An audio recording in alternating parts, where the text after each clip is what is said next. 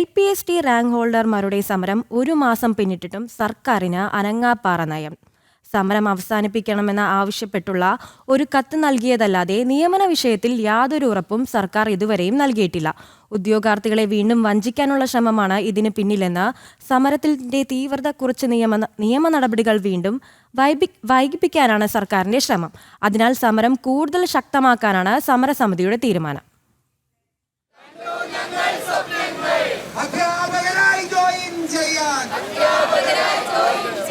സ്ത്രീകൾക്കൊപ്പമാണ് ഈ സർക്കാർ എന്നാണ് മുഖ്യമന്ത്രി വി.ഡി. സതീശന്റെ വാദം. എന്നാൽ 1 മാസമായി സെക്രട്ടേറിയറ്റിന് മുന്നിൽ സമരം നടത്തുന്ന ഉദ്യോഗാർത്ഥികളിൽ ഭൂരിഭാഗവും സ്ത്രീകളാണ്. ഇവരുടെ ന്യായമായ ആവശ്യം കാണാതെയാണ് സർക്കാർ മുന്നോട്ടു പോകുന്നത്. പ്രതിപക്ഷ സ്ഥാനത്തിരുന്നപ്പോൾ സ്വീകരിച്ച നിലപാടുകൾക്ക് വിരുദ്ധമായ സമീപനമാണ് ഇപ്പോൾ വി.ഡി. സതീശൻ സ്വീകരിക്കുന്നത്.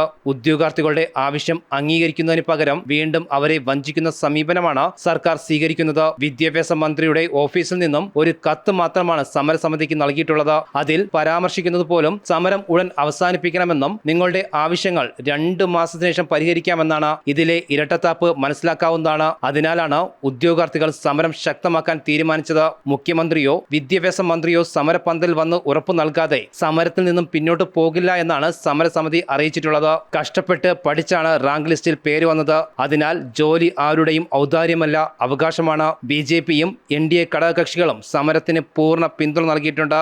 ജനം, തിരുവനന്തപുരം.